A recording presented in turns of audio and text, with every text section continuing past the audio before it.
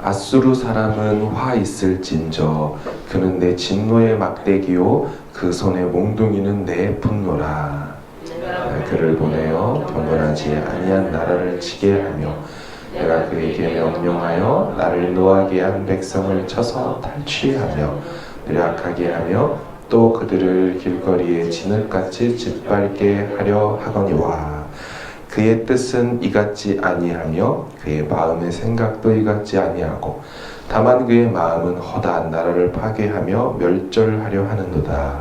내가 이르기를 내 고관들은 다 왕들이 아니냐. 갈롬은 갈그미스와 같지 아니하며 하맛은 아르밧과 같이 아니하며 사마리아는 다메섹과 같지 아니하냐.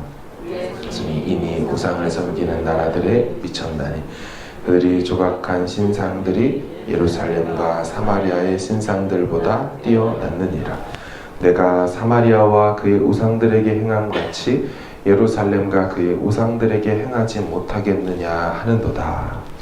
그러므로 주께서 죄를 시온산과 예루살렘에 다 행한 후에 아수르 왕의 완악한 마음의 열매와 높은 눈의 자랑을 벌하시리라.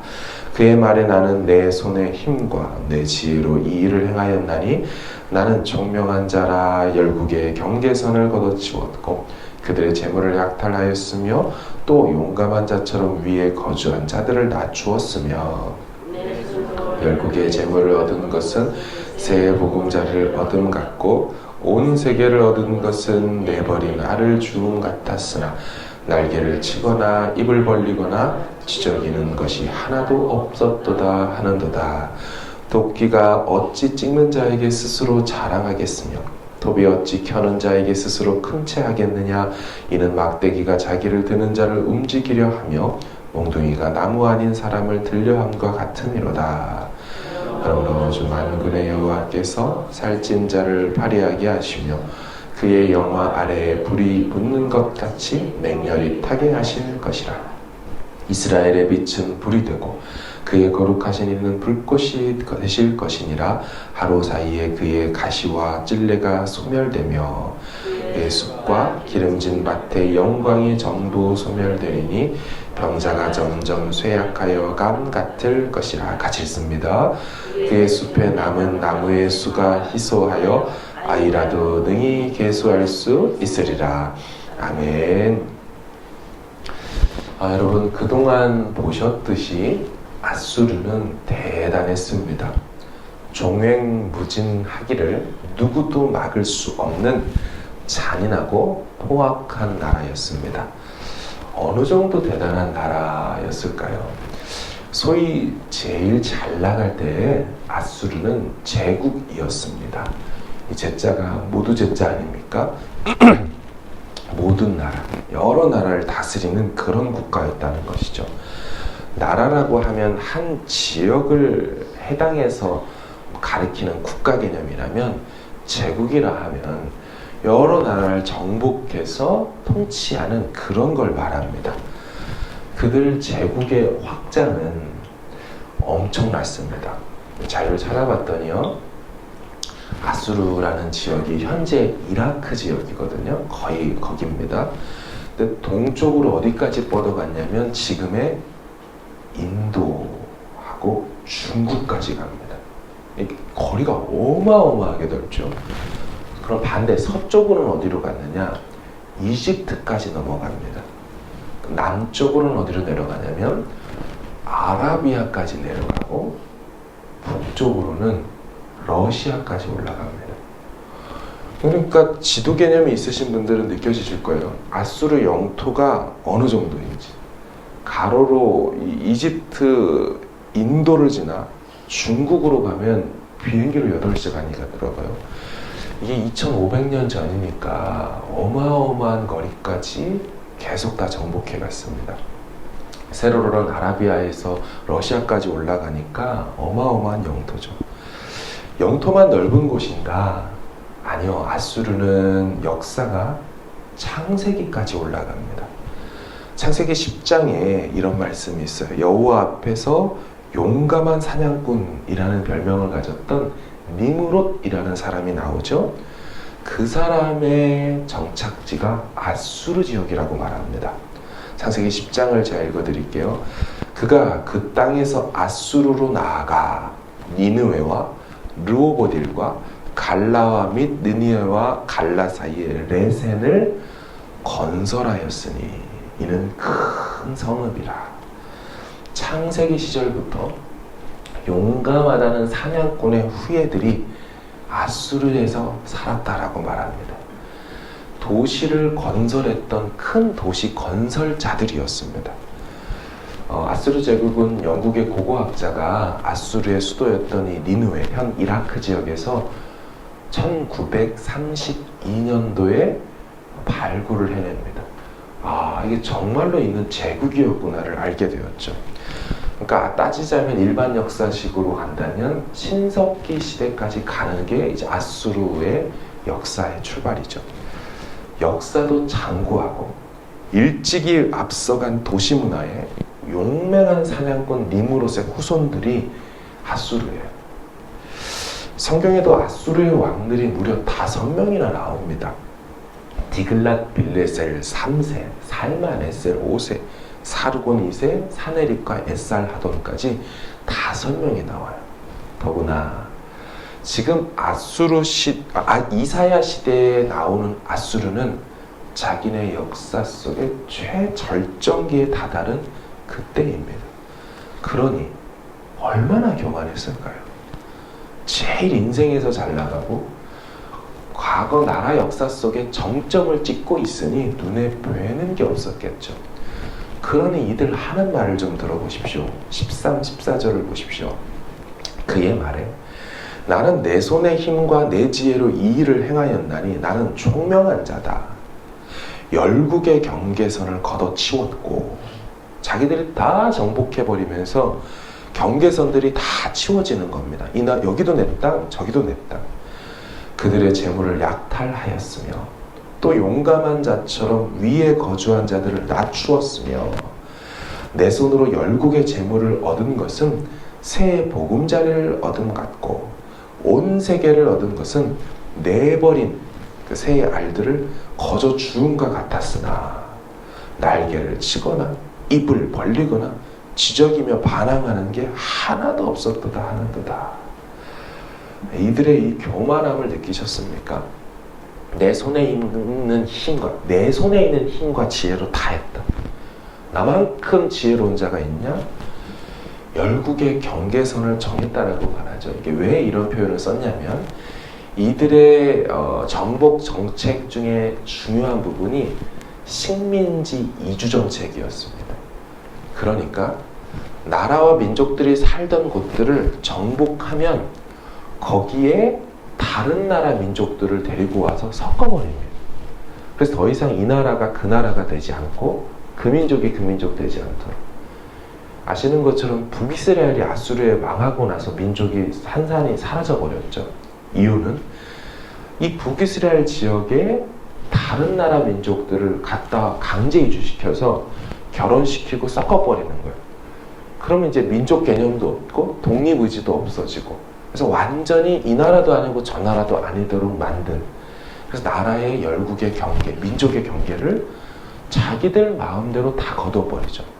참고로 나라의 경계를 정하시는 분은 구약에서 절대적으로 하나님으로 나오시거든요. 나라와 영토를 정하시고 인간의 거주를 정하시는 분. 자기들이 하나님처럼 등장하는 게 야수르입니다. 자기가 온 세상을 얻는 것이 그냥 갖다 버린 내버린 알을 그냥 날로 주워 먹는 이런 식의 표현을 쓰죠. 근데 알을 가져가도 알 가져간다고 날개를 퍼덕거리고 짹짹거리는 그런 새를 못 봤다. 그냥 가져가면 가져가는 거지. 어찌하지 못했다. 얘 정말 그랬습니다. 그냥 가서 아수르가 온다 하는 소리만 들어도 당시 기록들에 보면 사람들이 벌벌벌벌 떨었습니다. 그러니 교만하죠. 손을 대는 것마다 성공하고 하는 것마다 잘 나가고 하니 배는 게 없었습니다. 그런데 그런 그들이 단단히 착각하고 있는 것이 무엇이냐면 자신들은 탈취와 정복을 하고자 하는 대로 마음에 원하는 대로 내키는 대로 행했다라고 생각했지만 사실은 하나님이 경건하지 않는 나라와 민족들을 심판하시는 하나님 손에 붙들린 심판의 막대기, 몽둥이에 불과한 존재들밖에 안 됐어요. 5절과 6절을 보십시오. 아수르 사람은 와 있을진저 그는 내 진노의 막대기요 그 손의 몽둥이는 내 분노라. 내가 그를 보내어 경건하지 아니한 나라를 치게 하며 내가 그에게 명령하여 나를 노하게 한 백성을 쳐서 탈취하며 노략하게 했고 또 그들을 길거리에 진흙같이 짓밟게 하려거니와. 그저 하나님 손에 들린 심판 도구밖에 안 되는 게 대단하다는 제국의 영적 실체였던 것입니다. 그럼에도 알지 못했죠. 심각한 착각으로 자신들이 세상의 통치자고 주인이고 정복자인 줄만 알고 있었다는 거예요. 하지만 그들은 한낱 심판의 도구일 뿐입니다. 들포도를 맺는 이스라엘이라는 나라를 찍는 도끼와 켜서 잘라내는 톱밖에 되지 않는 그런 존재예요. 15절을 보십시오. 도끼가 어찌 찍는 자에게 스스로 자랑하겠으며 톱이 어찌 켜는 자에게 스스로 큰 채 하겠느냐. 이는 막대기가 자기를 드는 자를 움직이려 하며 몽둥이가 나무 아닌 사람을 들려 함과 같음이로다. 자기들은 그저 주인의 손에 들린 도구밖에 안 되는 것이 감히 자기들이 주인 행세할 것처럼 그렇게 교만을 떨고 있었습니다. 스스로 무언가를 한다고 생각했겠지만 이 땅을 향한 하나님의 심판 도구였던 저들. 심판 도구는 해당 목적을 다 하게 되면 불태워 없어지는 불쏘시개에 불과합니다. 그 막대기 가지고 이것저것 같이 태우는 도구로 막 갖다 쓰면서 던지는 것, 움직이는 그 불쏘시개, 나는 안 탈 것처럼, 나는 주인의 손에 들려 뭐 대단한 것처럼 생각하지만 결국 마지막엔 이 나무 막대기도 탁 하고 던져 넣어서 화로에서 그곳을 다 타버리게 되는 거죠. 하나님은 저들에게 빛과 불꽃처럼 되어셔서 저들을 다 태워버리고 소멸시킬 거라 말씀하죠. 17, 18절을 보십시오. 이스라엘의 빛은 불이 되고 그의 거룩하신 이는 불꽃이 되실 것이라. 하루 사이에 그의 가시와 찔레가 소멸되며 그의 숲과 기름진 밭의 영광이 전부 소멸되리니 병자가 점점 쇠약하여 감 같을 것이라. 여호와께서 심판의 불이 되어 그들을 하루 사이, 그러니까 24시간 안에 멸망시킬 거라고 말씀하죠. 실제로 아수르의 마지막 왕이 세상 역사 속에 아수르바니팔이라는 왕입니다. 그 아수르바니팔이라는 왕이요, 이집트까지 정복해버리고 이제 뭐 더 이상 정복할 나라를 찾으러 가는 것 자체가 멀어요. 그런데 갑자기 제국의 각 지역에서 내란이 일어나기 시작하며 아수르바니팔의 형님이 갑자기 정권을 잡으려고 흔들기 시작합니다. 그러다가 아수르바니팔 왕이 죽어버리고요. 제국은 그 후로 급격히 몰락하며 새로운 신흥 강국인 바벨론의 나보폴라살이라는 왕이, 성경에는 없지만 나보폴라살이라는 왕이 나타나서 아수르를 주전 612년에 멸망시켜 흔적도 없이 사라지게 하죠. 여러분, 주전 612년이면 북이스라엘이 722년에 망했거든요. 불과 북이스라엘을 멸망시켜서 최강대국의 이 명성을 떨치던 때로부터 110년 뒤에 없어져요. 이사야 시대로부터 약 70년 뒤에 없어져요. 그들의 장구한 아수르 역사를 생각해 본다면 정말 하나님 말씀하신 것처럼 하루아침에 제국이 그렇게 쉽게 무너지나 할 정도로 사라집니다. 사랑하는 여러분, 이사야서는 심판과 구원이라는 두 축이 있지만, 기둥이 있지만, 이 심판과 구원은 하나님의 계획이라는 터 위에서 이루어집니다. 그러니까 어느 나라를 심판하고 어느 나라를 구원하시는 것은 그냥 일어나는 것이 아니라 하나님의 철저한 계획의 토대 위에서만 그것이 일어난다라고 이사야서는 말하고 있습니다. 아수르는 자신들이 나라와 민족의 생사 여탈권을 쥐고 있다라고 생각했지만, 그래서 빈 둥지에 알 빼먹듯이 나라 정복하는 일은 내게 일도 아니다라고 생각했지만, 하나님은 저들의 모든 행동들도 하나님의 뜻 안에서만 이루어질 뿐이라고 말하죠. 여러분, 이들이 얼마나 교만했는지 제가 말씀을 준비하며 도대체 이따구로 얘기하는 인간들이 있을까 했더니, 이 나중에 나타난 바벨론, 그 바벨론의 역사 속에서도 최절정을 달았던 우리도 아는 느부갓네살, 그 인간이 요렇게 말을 했더라고요. 내 힘의 능력, 누가 이런 걸 했냐? 내 나라를 봐라. 어떻게 됐습니까? 우광병에 걸려서 역사 속에 사라지고 들짐승처럼 되는 시간들을 보냈죠. 신약에 또 어떤 놈이 있을까 하고 봤더니 헤롯 아그리파 1세, 우리가 아는 아기 예수 시절에 헤롯 대왕의 손자되었던 헤롯 아그리파 1세가 사람들 앞에 왕궁 테라스에서 연설을 하고 자신이 입었던 은이 달려있는 금속 옷이 태양빛에 비춰서 화려하게 막 비추면서 빛이 나자 사람들이 와, 신이다 이런 식으로 할 때 그가 겸손히 행하지 않았죠. 내가 신처럼 그렇게 말하다가 벌레가 먹어 죽어버리면서 실제로 병이 발병한 지 며칠 되지 않아 역사 속에서 죽어버렸다고 기록되어 있죠. 사랑하는 여러분, 야고보 사도와 베드로 사도는 이런 말씀을 했어요. 하나님은 교만한 자를 물리치시고 겸손한 자에게 은혜를 주신다. 우리가 경계할 것은 교만이고요, 우리가 사모하고 바라야 될 태도는 겸손한 겁니다. 교만하면 망한다가 메시지의 전부가 아니에요. 중요한 건 은혜 베푸시는, 은혜를 입는 길이 있습니다. 그것은 겸손한 것입니다. 베드로 사도가 이런 말씀을 했어요. 그러므로 하나님의 능하신 손 아래서 겸손하라. 때가 되면 너희를 높이시리라. 하나님의 때가 있습니다. 하나님 앞에 겸손하며 능하신 그 손 아래서 하나님 일하여 달라고 적극적으로 하나님 앞에 믿음으로 기다리는 자세, 겸손. 그 겸손하라라고 말한 다음 베드로 사도가 바로 이어서 뭐라고 말하냐면, 너희 염려를 주께 맡겨라. 이는 그가 너희를 권고하심이라 말씀을 합니다.